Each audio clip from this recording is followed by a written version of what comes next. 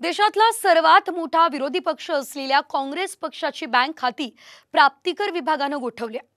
यावरून आता काँग्रेस पक्षाचे खजिनदार अजय माकन यांनी सत्ताधारी भाजपवरती जोरदार हल्लाबोल केलाय। दरम्यान आयकर ट्रिब्युनलने सुनावणी प्रलंबित असेपर्यंत म्हणजे बुधवारपर्यंत काँग्रेसच्या खात्यांवरील निर्बंध हटवलेत। बघूयात या संदर्भातला हा सविस्तर रिपोर्ट। काँग्रेसची सर्व बँक खाती गोठवली।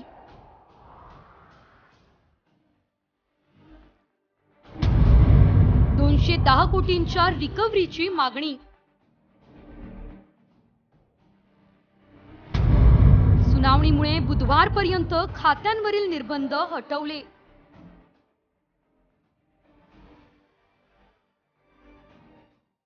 लोकसभा निवडणुकीआधी भाजप विरुद्ध काँग्रेस असा सामना दररोज रंगतोय। सत्ताधारी सरकारी यंत्रणांचा दुरुपयोग करून विरोधकांना नामोहरम करण्याचा प्रयत्न करत असल्याचा आरोप सातत्याने होतोय। त्यासाठी आणखी एक निमित्त झाले ते म्हणजे काँग्रेस पक्षाची खाती गोठवण्यात आल्याचा आरोप काँग्रेसचे खजिनदार अजय माकन यांनी केलाय। दरम्यान आयकर लवादाने सुनावणी प्रलंबित असेपर्यंत म्हणजेच बुधवारपर्यंत खात्यांवरील निर्बंध हटवलेत। अजय माकन यांनी दावा केला होता की लोकसभा निवडणुकीच्या घोषणेआधी 2018-19च्या आयकर रिटर्नचा दाखला देत काँग्रेसच्या अनेक खात्यांना गोठवण्यात आले। त्यातून 210 कोटी रुपयांच्या रिकव्हरीची मागणी करण्यात आली आहे। दरम्यान ही काँग्रेसच्या खात्यांची टाळेबंदी केलेली नसून लोकशाहीवरची टाळेबंदी आहे असा हल्लाबोल काँग्रेसने केलाय। कि जो चेक हम लोग इशू कर रहे हैं वो बैंक्स उस चेक को ऑनर नहीं कर रहे हैं। मुख्य ऑपोजिशन पार्टी के सारे अकाउंट्स फ्रीज कर दिए गए हैं। कांग्रेस पार्टी के अकाउंट्स पर तालाबंदी हो गई है और ये कांग्रेस पार्टी के अकाउंट्स फ्रीज नहीं हुए हैं, हमारे देश में डेमोक्रेसी फ्रीज हुई। लोकसभा निवडणुकीपूर्वी काँग्रेसला हा मोठा धक्का आहे। लोकवर्गणीच्या माध्यमातून पक्षाला मिळालेला निधी गोठवण्यात आलाय।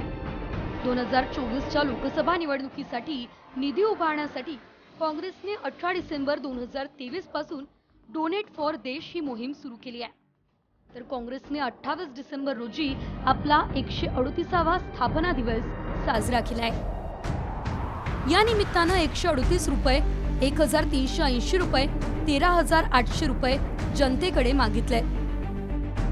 काँग्रेस पक्षाचं म्हणणं आहे की हे कुठल्याही बलाढ्य उद्योगपती किंवा कॉर्पोरेट टॅक्सचे पैसे नाही आहेत। हे पैसे ऑनलाईन लोकवर्गणीच्या माध्यमातून गोळा केलेले आहेत। यातला 95% जास्त पैसा 100 रुपयांपेक्षाही कमी स्वरूपात UPIच्या माध्यमातून लोकांनी जमा केलाय।